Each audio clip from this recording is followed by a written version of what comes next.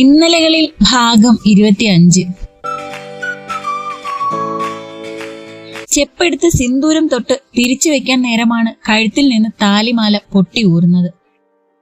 അത് പിടിക്കണോ ഇത് വെക്കണോ എന്നറിയാതെ നിന്ന നിമിഷം മാനസിയുടെ കയ്യിൽ നിന്ന് സിന്ദൂരച്ചെപ്പ് നിലം പതിച്ചിരുന്നു. തൂവെള്ള ടൈൽ മുഴുവൻ രക്തവർണമായി മാറി. അതിൽ രക്തത്തിൽ പുരണ്ടെന്ന പോലെ അവളുടെ താലിയും മാലയും. ഒരു നിമിഷം അവൾ ശ്വാസം പോലും എടുക്കാൻ മറന്ന് തറഞ്ഞു നിന്നു. കണ്ണിൽ നീർമണികൾ ഉരുണ്ടുകൂടി. ഹൃദയം തീവ്രതയോടെ മിടിച്ചു. മാനസി, ശ്യാം തട്ടി വിളിച്ചതും അവൾ ഒന്ന് ഞെട്ടി. ഒരടി പിന്നോട്ടവൾ നീങ്ങിയ നിമിഷമാണ് നിലത്തു പടർന്ന സിന്ദൂരവും അതിനിടയിൽ വീണുകിടക്കുന്ന അവളുടെ താലിയും മാലയും കണ്ടത്. ശ്യാം, ഇടറിയ സ്വരത്തിൽ അവൾ വിളിച്ചു. ശ്യാം അവളെ വിട്ടുമാറി നിലത്ത് നിന്ന് മാലയും താലിയും കയ്യിലെടുത്തു. പൊട്ടിയതല്ല, കൊളുത്തഴിഞ്ഞു പോയതാണ്. അവളെ ഒന്ന് നോക്കിക്കൊണ്ട് വാഷ്റൂമിലേക്ക് കയറി താലിയിലുണ്ടായിരുന്ന സിന്ദൂരം വെള്ളത്തിൽ കഴുകി. പുറത്തേക്കിറങ്ങുമ്പോൾ ചിതറിയ സിന്ദൂരത്തിൽ നോക്കി പതറിയ ഒരു മനവുമായി അവൾ നിൽക്കുന്നുണ്ടായിരുന്നു. അവളെ അവന്റെ മുന്നിലേക്ക് നീക്കി നിർത്തി താലി വീണ്ടും അവളുടെ കഴുത്തിൽ അണിയിച്ചു കൊടുത്തു. അവൻ ഒരരക്ഷിതാവസ്ഥയിൽ എന്ന പോലെ നിൽപ്പായിരുന്നവൾ. അവനാ താലിയുടെ കൊളുത്ത് കടിച്ചു മുറുക്കി.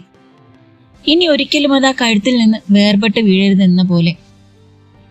ഇനി എന്റെ ഭാര്യ ഒന്ന് ചിരിച്ചേ. അവളുടെ ഷോൾഡറിൽ ഒരു കൈയും വെച്ച് മറു കൈകൊണ്ട് അവളുടെ താടിയിലൊന്ന് കൊഞ്ചിച്ചുകൊണ്ട് അവൻ പറഞ്ഞു. അപ്പോഴും അവളിൽ നിഴലിച്ചത് ഒരുതരം നിർവികാരത മാത്രമായിരുന്നു. ചേടാ, ഈ മാലയുടെ കൊളുത്തുനിന്ന് അയഞ്ഞു പോയനാണോ പെണ്ണെ നീ ഇങ്ങനെ സങ്കടപ്പെടുന്നേ? താലിയിൽ പിടിച്ചുകൊണ്ട് അവൻ ചോദിക്കുമ്പോൾ നിസ്സംഗമായ ഒരു ഭാവത്തോടെ അവൾ അവനെ നോക്കി. ഈ മാലയിൽ കോർത്തിട്ടിരിക്കുന്നത് ഭർത്താവിന്റെ ആയുസ് കൂടെയാണെന്ന് ഒരു വിശ്വാസം ഉണ്ട് ശ്യാം. അതാ ഇന്ന്. ബാക്കി പൂർത്തിയാക്കാനാവാതെ അവൾ അവന്റെ നെഞ്ചിലേക്ക് അമരുമ്പോൾ അവളുടെ ഉള്ളിൽ അകാരണമായൊരു ഭയം നിറയുന്നുണ്ടായിരുന്നു. നിന്നിൽ നിന്നും അടർന്നു പോയത് ഞാൻ തന്നെ വീണ്ടും നിന്നിലേക്ക് ചേർത്തിട്ടുണ്ട്. ഒരിക്കലും നിന്നെ വിട്ട് ഞാൻ പോയില്ല മാനസി, നീ അതോർത്ത് പേടിക്കണ്ട. അവൻ അവളുടെ നെറുകിൽ തലോടി. അപ്പോഴും അവളുടെ കണ്ണുകളിലെ പരിഭ്രമം വിട്ടൊഴിഞ്ഞില്ലെന്ന് തോന്നിയവന്. മാനസി, അവളെ ഒന്ന് അടർത്താൻ ശ്രമിച്ചുകൊണ്ട് അവൻ വിളിച്ചു. ആ ഹൃദയത്തിൽ നിന്ന് അടരാൻ വയ്യെന്ന പോലെ വീണ്ടും വീണ്ടും അവൾ അവനിലേക്ക് ചേർന്നു. ദേ പെണ്ണെ, മതി, ഞാൻ ലേറ്റാവും. അവൻ പറഞ്ഞ നേരം മാനസി അവനെ ഒന്ന് നോക്കി അടർന്നു മാറി നിന്നു. അവളുടെ കവിളിലൊന്ന് തട്ടി അവൻ പുഞ്ചിരിച്ചു. ശ്യാം ഡ്രസ്സ് മാറാൻ പോയ നേരത്ത് നിലത്ത് വീണ സിന്ദൂരം മാനസി തുടച്ചു മാറ്റി. അന്നേരം എല്ലാം അവളുടെ കൈകൾ വല്ലാതെ വിറകൊണ്ടിരുന്നു. നെഞ്ചിലൊരു നീറ്റൽ വന്നു നിറഞ്ഞിരുന്നു. അരുതാത്തതെന്തോ സംഭവിക്കാൻ പോകുന്ന പോലെ. ശ്യാം ഡ്രസ്സ് മാറി വരുമ്പോഴും അവൾ ആലോചനയോടെ ഒരേ നിൽപ്പായിരുന്നു. അത് കണ്ട് അവനൊന്ന് ചിരിച്ചു. മെല്ലെ അവൾക്കരികിലേക്ക് നടന്ന് തലയ്ക്കൊന്ന് കൊട്ടി. തല തിരുമി അവനെ നോക്കി അവളെ നോക്കി എന്തേ എന്ന് പുരികമുയർത്തുമ്പോൾ ഒന്നുമില്ല എന്ന ഭാവത്തിൽ അവൾ ചുമല് കൂച്ചി. അവൻ താഴേക്ക് പോകാൻ തുടങ്ങും മുന്നേ അവളുടെ കൈകൾ അവന്റെ കൈകളിൽ പിടിമുറുക്കി. അവളോടടുത്ത് നെറ്റിയിലേക്ക് ചേരാൻ പോയ അവന്റെ അധരങ്ങളെ അവൾ ഒന്നുയർന്നു പൊങ്ങിക്കൊണ്ട് അവളുടെ അധരങ്ങളുമായി ബന്ധിച്ചു. അവൻ അമ്പരന്നു പോയി. മാത്രകൾ നീണ്ടുനിന്ന ചുംബനത്തിൽ നിന്നകന്നതും അവൾ തന്നെയായിരുന്നു. അവന്റെ നെഞ്ചിലേക്ക് വീണവളെ ചേർത്ത് നിർത്തുമ്പോൾ അവന്റെ ചുണ്ടിൽ ഉണ്ടായിരുന്നൊരു പുഞ്ചിരി. മുഖമുയർത്തി അവനെ നോക്കിയപ്പോൾ അവളുടെ നിറഞ്ഞ കണ്ണുകളിൽ അവൻ അധരങ്ങൾ അമർത്തി. എവിടേക്കും പോണ്ട ശ്യാം, എനിക്ക് പേടിയാവുന്നു. അവനെ മുറുകെ പുണർന്നുകൊണ്ടവൾ തേങ്ങി. ഒരു കൈ അവളുടെ ഇടുപ്പിൽ ചുറ്റിയും മറു കൈയാൽ അവളുടെ തലയിൽ തലോടിയും അവൻ അവളെ നെഞ്ചിലേക്ക് ചേർത്ത് പിടിച്ചു. ഇങ്ങനെ പേടിക്കാൻ മാത്രം ഒന്നുമില്ല മാനസി. ശ്യാം പറയുമ്പോൾ അവൾ ഒന്നുകൂടെ അവനിലുള്ള പിടി മുറുക്കി. വല്ലാത്തൊരു ഭയം അവളെ പിടികൂടിയത് അവൻ അറിഞ്ഞു. ഒരുവിധം അവളെ സമാധാനിപ്പിച്ചുകൊണ്ട് അവൻ ഓഫീസിലേക്ക് പോകുമ്പോൾ തന്റെ താലിയിൽ കൈചേർത്ത് അവന് വേണ്ടിയുള്ള പ്രാർത്ഥനയിൽ മുഴുകിയിരുന്നവൾ. നഴ്സ് കൊടുത്ത ഒരു മെഡിക്കൽ ചാർട്ട് നോക്കുന്നതിനിടയിലാണ് അടുത്ത പേഷ്യന്റ് ചെയറിൽ വന്നിരിക്കുന്നത് കിച്ചു അറിഞ്ഞത്. റിപ്പോർട്ട്സ് എവിടെ? തല ഉയർത്തി നോക്കാതെ തന്നെ അവൻ ചോദിച്ചു. അതൊക്കെ എന്തിനാ? തിരിച്ച് അതേ സ്പീഡിൽ മറുചോദ്യം വന്നപ്പോൾ കിച്ചു തലയുയർത്തി സംശയത്തോടെ നോക്കി. നീ നീ നീ എന്താ ഇവിടെ? അവനെ നോക്കി ചിരിച്ചുകൊണ്ട് നിൽക്കുന്ന ശിവയെ നോക്കി കിച്ചു അത്ഭുതത്തോടെ ചോദിച്ചു. സാധാ ഹോസ്പിറ്റലിൽ എല്ലാരും വരുന്ന എന്തിനാ? ഡോക്ടറെ കാണാൻ. ഞാനും ഡോക്ടറെ കാണാൻ വന്നതാ. ഒരു ചിരിയോടെ അവൾ പറഞ്ഞു. കിച്ചു നഴ്സിനോട് അവൻ പറയാതെ ഇനി ആരെയും അകത്തേക്ക് കടത്തിവിടേണ്ടെന്ന് പറഞ്ഞു അവരോട് പുറത്തു നിൽക്കാൻ പറഞ്ഞു. ഇത് നിനക്ക് കുട്ടിക്കളി കളിക്കാനുള്ള സ്ഥലമല്ല ശിവദാ. കിച്ചു ഗൗരവത്തോടെ അവളെ നോക്കി. കിച്ചു ഏട്ടാ, സോറി. നീ ഇപ്പൊ പോ, നമുക്ക് പിന്നെ സംസാരിക്കാം. അവൻ അവളെ നോക്കി പറഞ്ഞു. കിച്ചു ഏട്ടാ. ശിവദാ, നിന്നോട് പറഞ്ഞാൽ. പ്ലീസ് കിച്ചേട്ടാ, ഒരു തെറ്റു പറ്റിപ്പോയി. കിച്ചു പറഞ്ഞു പൂർത്തിയാക്കും മുന്നേ അവൾ ഇടയിൽ കയറി. ശരിയായിരിക്കാം, ആ ഒരു തെറ്റ് നിനക്ക് എന്നിൽ വിശ്വാസമില്ല എന്നുള്ളതിന് തെളിവാണ്. എന്നെ ഒരു പെൺകുട്ടിയോടൊപ്പം കണ്ടപ്പോ നിനക്ക് വന്ന സംശയം ന്യായമല്ല എന്നല്ല, പക്ഷെ ഒരു വാക്ക് നിനക്ക് എന്നോട് ചോദിക്കായിരുന്നു.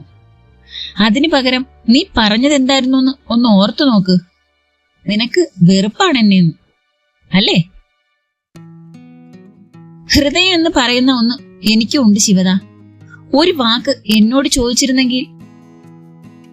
കിച്ചു പറയുമ്പോൾ ശിവ തല കുനിച്ചു നിന്നു. അവളുടെ കണ്ണ് നിറഞ്ഞു. നീ പോകാൻ നോക്ക്, ഒരുപാട് ആളുകൾ പുറത്ത് വെയിറ്റ് ചെയ്യുന്നുണ്ടാവും. നെറ്റിയിൽ വിരലുകളാൽ അമർത്തി തടവി അവൻ പറഞ്ഞു. കിച്ചുവിനെ ദയനീയമായെന്ന് നോക്കി ശിവ അവിടെ നിന്ന് എഴുന്നേറ്റ് പുറത്തേക്ക് നടന്നു. ഇച്ചിരി ഇങ്ങനെ പുറകെ നടക്ക്, ഒന്നുമില്ലേലും എന്നെ ഇട്ട് തീ തീറ്റിച്ചതല്ലേ. അവൾ പോയ വഴിയെ നോക്കി ഒരു ചിരിയോടെ അവൻ മനസ്സിലോർത്തു. ഡോക്ടർ നേരത്തെ കണ്ട കുട്ടി പോയിട്ടില്ല, ഇവിടെ ഇരിപ്പുണ്ട്. എന്താ ചെയ്യണ്ടേ? കയറ്റി വിടണോ? അവസാനത്തെ പേഷ്യന്റും പോയി കഴിഞ്ഞ് സിസ്റ്റർ പറയുന്നത് കേട്ട് കിച്ചു അതിശയത്തോടെ നോക്കി. കയറി വരാൻ പറ, അവൻ അവരോട് ചിരിയോടെ പറഞ്ഞു. തല കുനിച്ച് തന്റെ മുന്നിൽ വന്നു നിൽക്കുന്ന ശിവയെ കണ്ട് ചുണ്ടിലൂറിയ ചിരി അവൻ കടിച്ചു പിടിച്ചു. നീ എന്താ പോകാതിരുന്നേ? അവൻ കൈകെട്ടി ചെയറിലേക്ക് ചാഞ്ഞിരുന്നു. ഇടം കണ്ണിട്ട് അവനെ ഒന്ന് നോക്കിയവൾ. ആ മുഖത്തിപ്പോഴും നിറഞ്ഞു നിൽക്കുന്ന ഗൗരവം കണ്ട് വേഗം ശ്രദ്ധ മാറ്റി. കിച്ചൂട്ടിന് എന്നോട് മിണ്ടില്ലല്ലോ, അതുകൊണ്ടാ പോവാഞ്ഞേ. നിഷ്കളങ്കമായുള്ള ആ സംസാരത്തിൽ അവൻ അവളോട് അതിയായ വാത്സല്യം തോന്നിപ്പോയി. ഞാൻ മിണ്ടാതെ നീ പോകില്ലേ? ഇല്ല. ഇല്ലെന്ന് ചുമലുകൂച്ചി കാണിച്ചവൾ. എന്നാ നീ ഇവിടെ നിന്നോ, എനിക്കേ വേറെ പണിയുണ്ട്. പറഞ്ഞുകൊണ്ട് കിച്ചു കസേരയിൽ നിന്ന് എഴുന്നേറ്റു. അവളെ കടന്നു മുന്നോട്ട് പോയ അവന്റെ കയ്യിൽ പെട്ടെന്നാണ് ഒരു പിടി വീണത്. തിരിഞ്ഞു നോക്കാതെ തന്നെ ആ കൈ വിടുവിപ്പിക്കാൻ അവൻ ശ്രമിക്കെ അവൾ ഒന്നുകൂടെ ശക്തിയിൽ പിടിച്ചു. ഇങ്ങനെ അവഗണിക്കല്ലേ കിച്ചേട്ടാ, എനിക്ക് സങ്കടം വരുവാ. തന്നെ നോക്കി നിറകണ്ണോടെ പറയുന്ന ആ പെണ്ണിന്റെ കണ്ണുനീര് അവന്റെ നെഞ്ചിനെ നീറ്റി. ഞാനൊരു കാര്യം പറയട്ടെ, എന്നെ കുറിച്ച് അറിയണമെങ്കിൽ നീ എന്നോട് ചോദിക്കണം. എന്റെ മനസ്സറിയാനുള്ള യന്ത്രമൊന്നും നിന്റെ കയ്യിലില്ലല്ലോ. ഒരു പെൺകുട്ടിയെ ചേർത്ത് പിടിക്കുമ്പോ അത് കാമുകി മാത്രമാവണമെന്നുണ്ടോ? സുഹൃത്താവാം, സഹോദരിയാവാം. സോറി. വല്ലാതെ താണിരുന്നു അവളുടെ സ്വരം. ഇനി ഇത് ആവർത്തിക്കോ? ഇല്ല. അവൾ അവനെ ഒരു പ്രതീക്ഷയോടെ നോക്കി. സ്വയം ഓരോന്ന് ആലോചിച്ചു കൂട്ടരുത്. എത്ര നീ സങ്കടപ്പെട്ടു, അതും കാര്യമില്ലാത്ത കാര്യത്തിനു വേണ്ടി. നീ എനിക്ക് വേണ്ടി കരഞ്ഞോ? പക്ഷേ ഞാൻ കാരണം നിന്റെ കണ്ണ് നിറയരുത്. അവന്റെ വാക്കുകളിൽ ഉള്ളിൽ തെളിഞ്ഞ സങ്കടത്താലോ സന്തോഷത്താലോ അവളുടെ മിഴി നിറഞ്ഞൊഴുകി. സോറി. അവന്റെ നെഞ്ചിലേക്ക് ചേർന്ന് അവനെ ഇറുകെ പുണർന്നവൾ. നീങ്ങി നിൽക്കുവണ്ണേ, ഹോസ്പിറ്റലാണ്, CCTV ഉള്ളതാ. അവൻ അവളെ തോളിൽ പിടിച്ച് നീക്കി നിർത്തി. അവൾ അവനെ നോക്കി ചമ്മയൊരു ചിരി ചിരിച്ചു. മനസ്സിനെ ഒരു അസ്വസ്ഥത വലയം ചെയ്യാൻ തുടങ്ങിയിട്ട് നേരമേറെയാവുന്നു. ഒരു മരവിപ്പ്, ഒരു തളർച്ച, എന്തോ സംഭവിക്കാൻ പോകും പോലൊരു ഇൻഡ്യൂഷൻ. ഏറെ നേരം ഇതേ അവസ്ഥ തുടർന്നപ്പോൾ മാനസി ഫോൺ എടുത്ത് ശ്യാമിനെ വിളിച്ചു. ആവർത്തിച്ചു കേൾക്കുന്ന സ്വിച്ച്ഡ് ഓഫ് എന്ന മറുപടി അവളുടെ ഉള്ളിലെ ഭയത്തെ ഏറ്റി. ചന്ദ്രനും സരസ്വതിയും ഹാളിൽ ഓരോ വർത്താനം പറഞ്ഞിരിപ്പുണ്ട്. ശിവ രാവിലെ പോയിട്ട് ഇതുവരെ എത്തിയിട്ടില്ല. എന്ത് ചെയ്യുമെന്നറിയാതെ ഇരിക്കുമ്പോഴാണ് ഉമ്മറത്തൊരു വണ്ടി വന്ന് നിൽക്കുന്ന ശബ്ദം കേട്ടത്. മാനസി നോക്കുമ്പോ ഉണ്ണിയായിരുന്നു. എന്താ ഉണ്ണിയേട്ടാ? അവന്റെ മുഖം വല്ലാതിരിക്കുന്നത് കണ്ട് അവൾ ചോദിച്ചു. ചന്ദ്രനും സരസ്വതിയും ഉണ്ണിയെ തന്നെയാണ് ശ്രദ്ധിച്ചത്. അവന്റെ മുഖത്തൊരു അങ്കലാപ്പുള്ള പോലെ. നമുക്ക് ഒരു സ്ഥലം വരെ പോയിട്ട് വരാം, നീ ഒന്ന് റെഡിയായി വാ. മാനസിയുടെ മുഖത്ത് നോക്കാതെ ഉണ്ണി പറഞ്ഞു. എന്താ ഉണ്ണിയേട്ടാ? എന്തുകൊണ്ടോ മാനസിയുടെ വാക്കുകൾ ഇടറിപ്പോയി. പറയുന്നത് കേക്ക് മോളെ. ഉണ്ണി പറയുമ്പോൾ അവൾ അവനെ തന്നെ നോക്കി നിന്നു. എന്തുകൊണ്ടോ അവളുടെ ഹൃദയമിടിപ്പ് ഉയർന്നു വന്നു. അമ്മേ, അച്ഛാ, നിങ്ങളും. ഉണ്ണി ചന്ദ്രനോടും സരസ്വതിയോടുമായി പറഞ്ഞു. മാനസി, നീ ചെല്ല്, അവൻ പറഞ്ഞു. മാനസിയുടെ പിന്നീടുള്ള ചലനങ്ങളെല്ലാം യാന്ത്രികമായിരുന്നു. മനസ്സ് ശൂന്യമായതുപോലെ അവൾക്ക് തോന്നി. ഡ്രസ്സും മാറി താഴേക്ക് വരുമ്പോൾ ചന്ദ്രനും സരസ്വതിയും വേഷം മാറി വന്നിരുന്നു. സരസ്വതിയുടെ കലങ്ങിയ കണ്ണുകളും ചുവന്ന മുഖവും ചന്ദ്രന്റെ നിറഞ്ഞ മിഴികളും കണ്ടവളുടെ ഹൃദയമിടിപ്പ് വർദ്ധിച്ചു. വേദന കലർന്നൊരു നോട്ടം അവർ രണ്ടാളും തന്നെ നോക്കി തളർന്നു പോകും പോലെ അവൾക്ക് തോന്നി. വാ. ഉണ്ണി എല്ലാവരെയും വിളിച്ചുകൊണ്ട് പുറത്തേക്ക് നടന്നു. ചന്ദ്രനും സരസ്വതിയും പിന്നിലും, ഉണ്ണിയും മാനസിയും മുന്നിലും. സരസ്വതിയുടെ കണ്ണുകൾ അപ്പോഴും നിറയുന്നുണ്ടായിരുന്നു. ചന്ദ്രൻ അവരെ ചേർത്ത് പിടിച്ചിരുന്നു. എന്നാലും എന്തൊക്കെയോ വേവലാതികൾ ആ മുഖത്ത് എടുത്തു പറയുന്നുണ്ടായിരുന്നു. മാനസി തന്റെ താലിയിൽ മുറുക്കി പിടിച്ചു. ഉണ്ണിയുടെ കൈകൾ സ്റ്റിയറിംഗിൽ ഞെരിയുന്നുണ്ടായിരുന്നു. ഇടയ്ക്കിടെ നിറയുന്ന കണ്ണുകളെ അവൻ തുടയ്ക്കുന്നുമുണ്ട്. ഉണ്ണിയേട്ടാ, മാനസി വിളിച്ചു. ഉണ്ണി അവളെ നോക്കി. ശ്യാമിന് എന്താ പറ്റിയത്? ഒട്ടും മയമില്ലാതെ അവൾ ചോദിക്കുമ്പോൾ ഉണ്ണി ഒരു പകപ്പോടെ അവളെ നോക്കി. മോളെ, അത്... ഉണ്ണി വാക്കുകൾക്കായി പരതി. എന്നൊന്ന് മൂളിക്കൊണ്ട് അവൾ സീറ്റിലേക്ക് ചാരി കണ്ണടച്ചു കിടന്നു. അവർ മൂന്നാളും അവളുടെ ഭാവമാറ്റത്തിൽ തറഞ്ഞിരിക്കുകയായിരുന്നു.